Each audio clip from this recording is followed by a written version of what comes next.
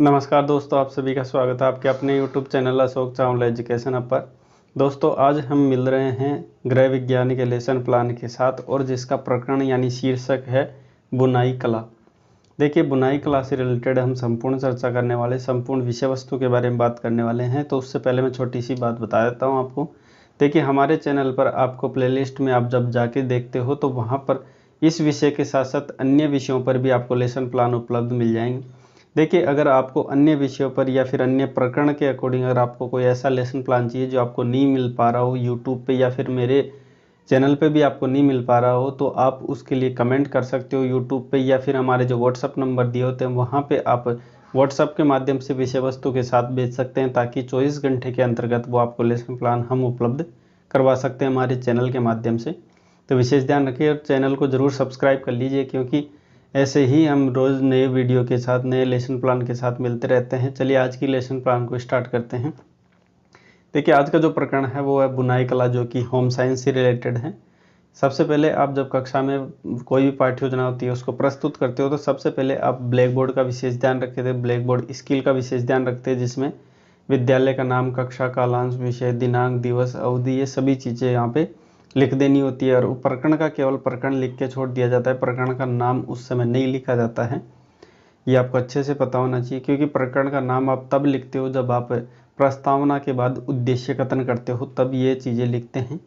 ठीक है, उसके बाद बात करते हैं कुछ उद्देश्य के बारे में।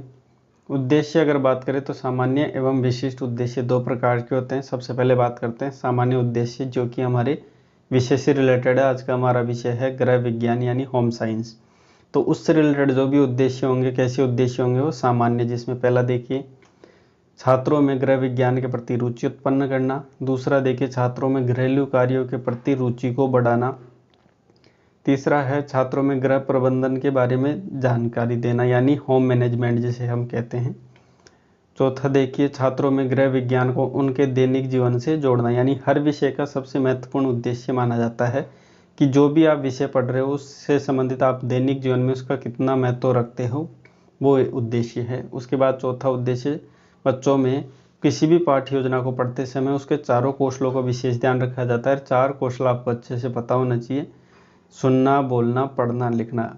किसी भी पाठ्य योजना को पढ़ाते समय चारों कौशलों का बच्चे में अच्छे से विकास हो जाना चाहिए। उसके बाद देखिए अगला उद्देश्य है विशिष्ट उद्देश्य। विशिष्ट उद्देश्य रिलेटेड होते हैं हमारे प्रकरण या शीर्षक से संबंधित। जैसे आज का हमारा शीर्षक है बुनाई कला, तो बुनाई कला से रिलेटेड जो भी उद्देश्य होंगे हमारे, कैसे उद्देश्य होंगे, विशिष्ट उद्देश्य। इसमें पहला देखिए छात्रों में बुनाई कला के विषय में जानकारी देना। छात्र बुनाई कला को भली भांति समझकर स्वेटर बुन सकें। छात्रों में आत्मनिर्भरता का गुण विकसित करना, क्योंकि कोई भी कार्य अगर सीख लिया जाता है, उसका कौशल विकसित हो जाता है, तो वो आत्मनिर्भर हो जाता है। बुनाई कला को सीखकर आर्थिक रूप से सुदृढ़ बन जाना।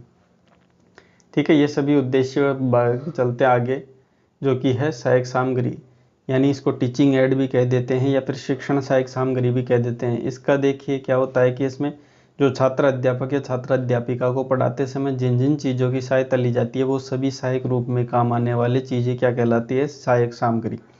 जिसमें देखिए पढ़ाते समय चौक, डस्टर, श्यामपट्ट एवं संकेतिका इत्यादि अन्य जो भी हैं वो सहायक सामग्री कहलाती हैं। ठीक है, उसके बाद है अगला बिंदु है पूर्व ज्ञान। किसी भी विषय को पढ़ते समय उसका पूर्व ज्ञान यानी उसका प्रीवियस नॉलेज होना आवश्यक है। आपके बच्चे में जानते हो कि आपका बच्चे जो भी पढ़ा रहे हो, जो भी विषय पढ़ा रहे हो, उससे संबंधित यदि बच्चे में प्रीवियस नॉलेज है तो ही हम उस विषय वस्तु को आगे बच्चे के सामने पढ़ा सकते हैं। इसमें देखिए सभी छात्र बुनाई कला के विषय में सामान्य जानकारी रखते हैं।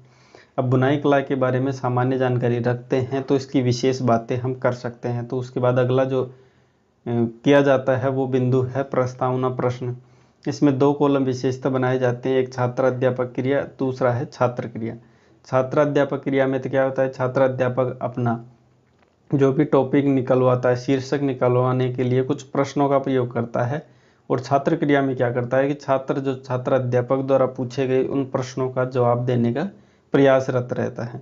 तो जिसमें प्रस्तावना प्रश्न के अकॉर्डिंग पहला प्रश्न देखिए छात्रों में, यानी छात्र से ये प्रश्न किया जा रहा है कि वस्त्रों को सिलने के लिए कौन सी कला को मतलब वस्त्रों को सिलने के लिए कौन सी कला का उपयोग किया जाता है, या वस्त्रों को सिलने की कला को क्या कहते हैं। तो बच्चे इजीली बता देंगे कि सिलाई कला।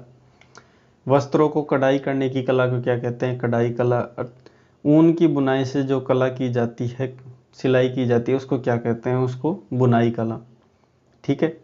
उसके बाद देखिए बुनाई कला के विषय में आप क्या जानते हैं। तो बुनाई कला से रिलेटेड बच्चे ऐसा नहीं है कि कुछ नहीं जानते, सामान्य जानकारी रखते हैं तो कुछ बताते हैं, लेकिन स्पष्ट रूप से सारी बातें नहीं बता पाते हैं, तो बच्चे आगे जाके प्रॉब्लमेटिक हो जाता है, समस्यात्मक हो जाता है। जहाँ पे बच्चा प्रॉब्लमेटिक हो जाता है वहाँ पे छात्र अध्यापक को क्या करता है कि उस टॉपिक है उसका नाम उच्चारित करता है, यानी उद्देश्य कथन करता है।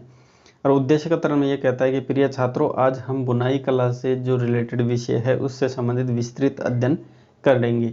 ऐसा कहते हुए छात्र अध्यापक क्या करता है, उद्देश्य कथन करता है। और ये उद्देश्य कथन कहते हुए ही क्या करता है, छात्र अध्यापक ब्लैक बोर्ड पर जो प्रकरण का नाम खाली रखा होता है उस प्रकरण का नाम लिखा जाता है। उसके बाद देखिए अगला बिंदु है प्रस्तुतिकरण। पाठ्य योजना का सबसे महत्वपूर्ण बिंदु माना जाता है प्रस्तुतिकरण, जिसमें देखिए 3 कॉलम विशेषता बनाए जाते हैं, छात्र अध्यापक कथन, छात्र कथन एवं श्यामपट्ट कार्य। छात्र अध्यापक कथन में तो छात्र अध्यापक अपनी जो भी विषय वस्तु आज बच्चों को पढ़ाने वाला है उस संपूर्ण विषय वस्तु को छात्रों के सामने रखने का प्रयासरत रहता है। दूसरा देखिए छात्र कथन। इस छात्र कथन में क्या करता है, छात्र अध्यापक द्वारा जो भी चीज़ें पढ़ाई जाती है, जो भी विषय वस्तु पढ़ाई जाती है उसको ध्यानपूर्वक सुनता है एवं छात्रों द्वारा मुख्य बिंदु नोट करवाए गए मुख्य बिंदुओं को अपनी नोटबुक में लिखता रहता है।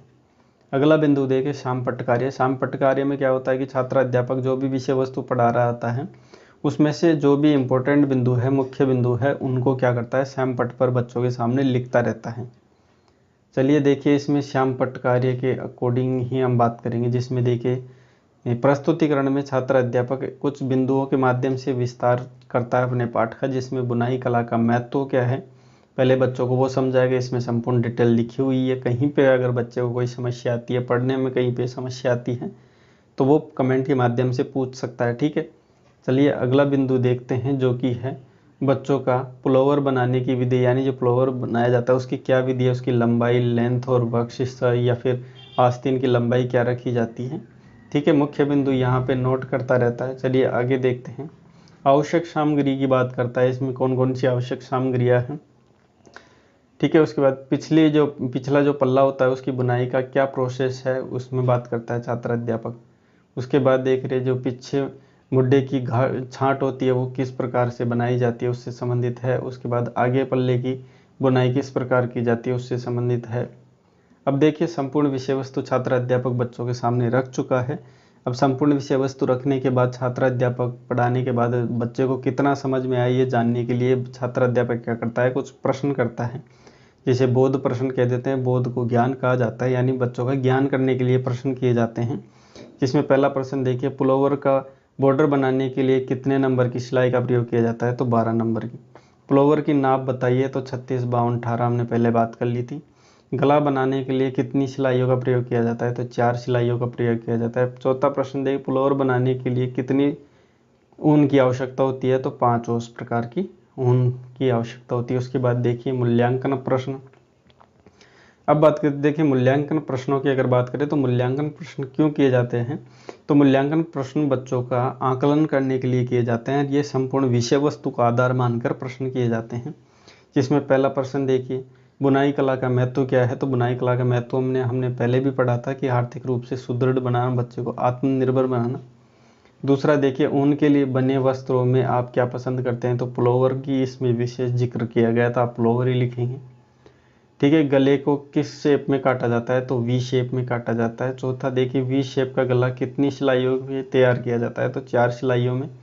पांचवा प्रश्न देखिए, गृहिणी कैसी होती है, तो गृहिणी एक कुशल होती है, ध्यान रखना कुशल गृहिणी मानी जाती है। उसके बाद देखिए अंतिम बिंदु है वो है होमवर्क या गृह कार्य या फिर होम असाइनमेंट, अन्य नामों से जानते हैं इसे।